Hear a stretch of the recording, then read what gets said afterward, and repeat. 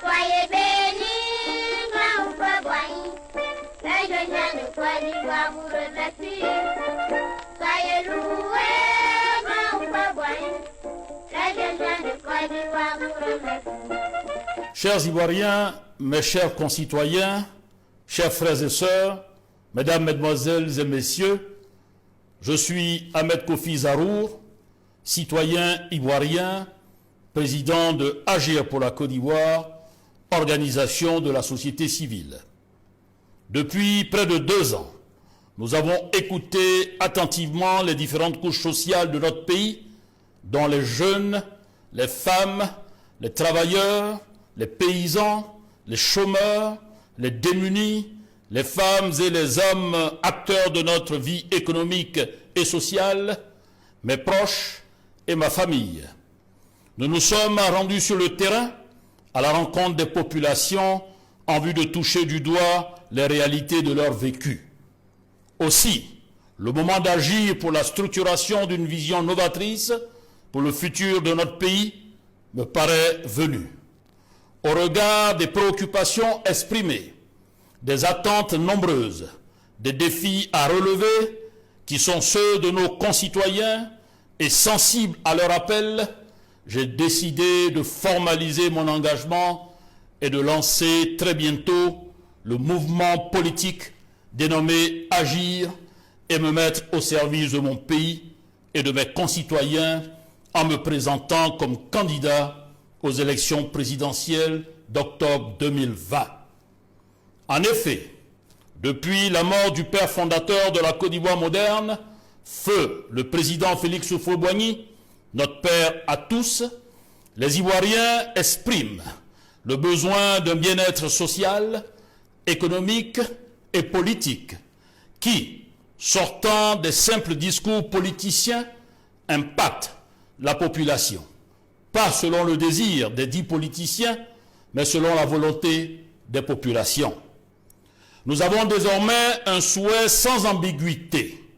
Nous voyons d'une part une Côte d'Ivoire qui croit en l'avenir, déterminée à contribuer à l'existence de la liberté, de la cohésion sociale, de la paix, du développement et de la sécurité des terres des Burnis, et d'autre part, une Côte d'Ivoire déçue, désespérée, qui ne croit plus en l'avenir, pour qui le politicien moderne n'a qu'une seule méthode, construire les bons discours avant les élections et agir contre l'intérêt de la population après les élections.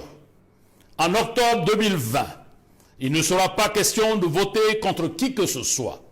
L'enjeu, c'est de décider de bâtir avec vous une Côte d'Ivoire nouvelle qui unit, une Côte d'Ivoire de sécurité, une Côte d'Ivoire de discipline sur tous les plans, une Côte d'Ivoire de progrès pour tous, une Côte d'Ivoire plus forte dans une Afrique très dynamique, une Côte d'Ivoire qui répare les injustices et protège les plus faibles de façon honnête et équitable.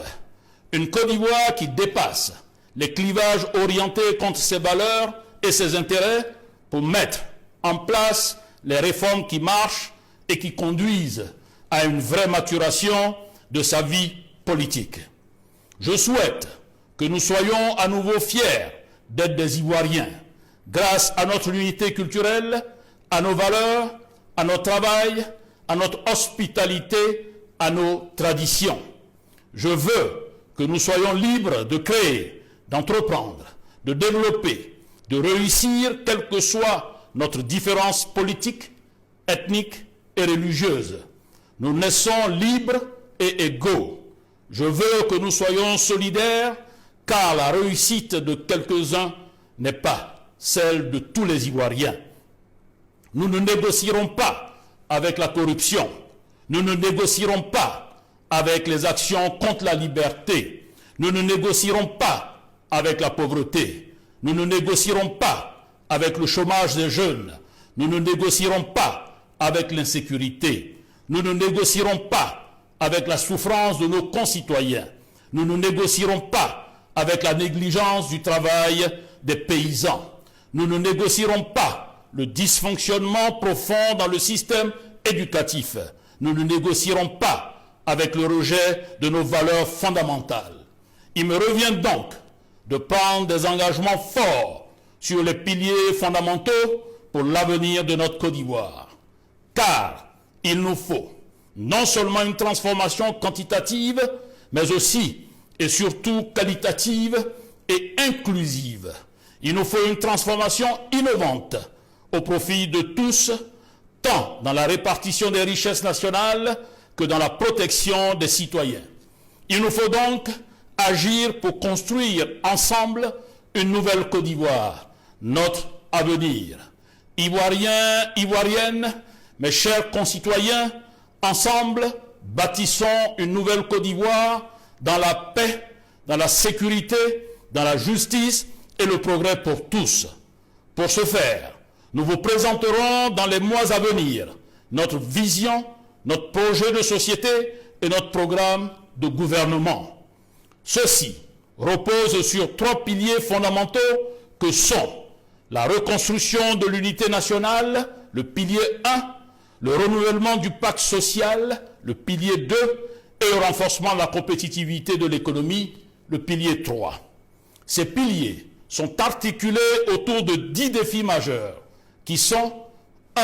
Le défi de l'unité nationale, des libertés collectives et individuelles. 2. Le défi de la démocratie et de la bonne gouvernance. 3. Le défi du développement social. 4. Le défi du développement culturel. 5. Le défi de la maîtrise démographique. 6. Le défi de la protection de l'environnement et du cadre de vie.